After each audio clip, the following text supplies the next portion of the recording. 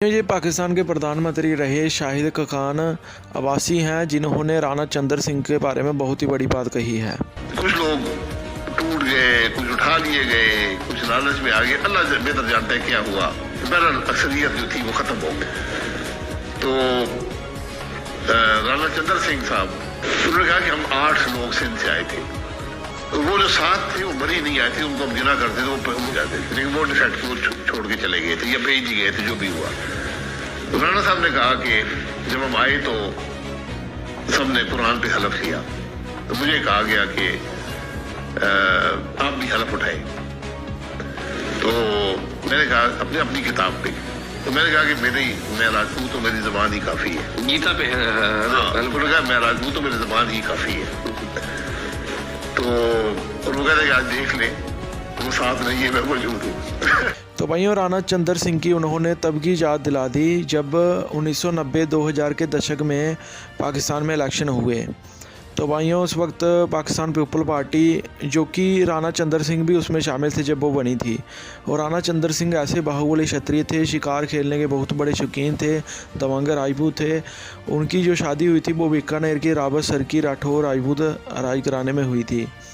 तो भाइयों, जब चुनाव हुए पाकिस्तान में, तो सिंध के जो 8 जो MP थे, उनकी मदद चाहिए थी प्रधानमंत्री बनने के लिए पाकिस्तान पीपल पार्टी को। तो भाइयों, 8 में से जो सिंध के 8 में से 7 जो थे वो मुस्लिम धर्म से थे। तो उनको कुरान पर रखकर कसम खिलाई गई कि आप जहां से नहीं जाओगे और आप वहीं मोहर लगाओगे और हमारा साथ ही दोगे प्रधानमंत्री बनने के लिए। तो भाइयों, जब राणा चंद्र सिंह की बात आई तो उनको गीता की कसम खिलवाने लगे।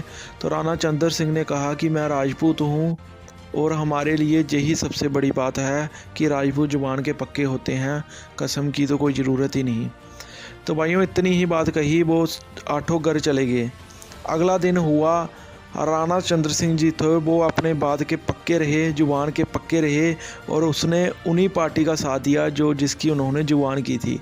लेकिन जो बाकी 7 थे वो कुरान की झूठी कसम खाकर भी उनके साथ दगा करके।